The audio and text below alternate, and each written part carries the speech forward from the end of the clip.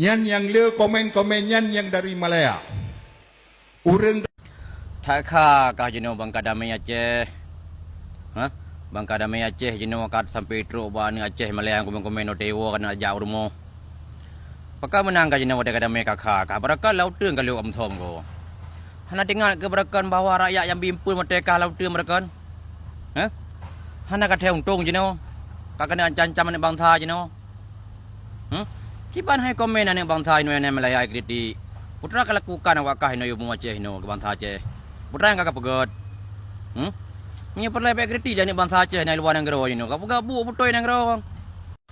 Jino ka kaya ancam bangsa Aceh ka. Kaya ko komen Malaya tewo kampung ana jauh rumah satu rahmi. Jino ka ja ayu pu pre tewo Malaya man. Nya kri pingan bak mai. Mika pre jiwa Malaya berarti ka pingan bak mai kri pingan baji berarti. Pakak menang ka jino. Melimang anak pelayat hali bangsa Aceh bimpun wakah kalau teung go. Punya menang kakai ka wakah ino. Pakak memang kamah saya tak kai wakah ino deman. Ha? Mereka mihana bangsa Aceh yang pusong wakah yang bimpun wakah laut teung gak sorok abu lagi mak ke kan.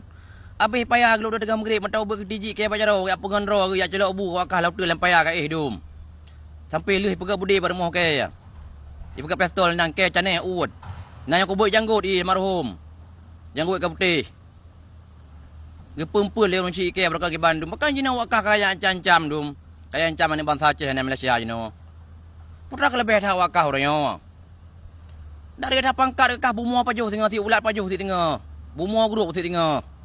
Mana tu kaya ancam ni bangsa lagi yan. Muturi kamu agam kamu muturi.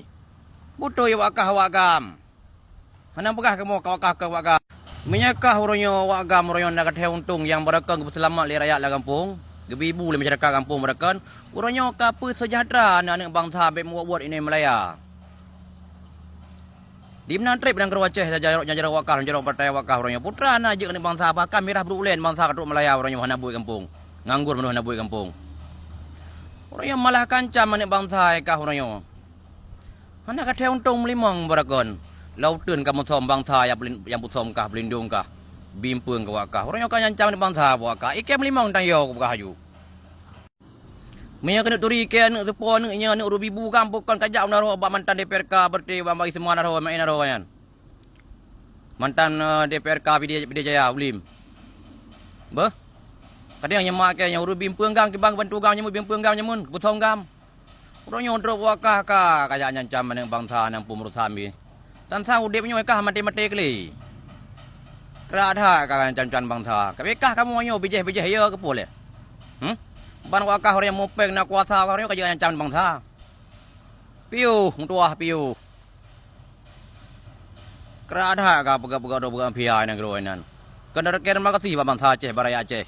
Yang kali bantu-bantu kata berkelau tu mutom. Mihana ka jemun ke Muhammad Bandung.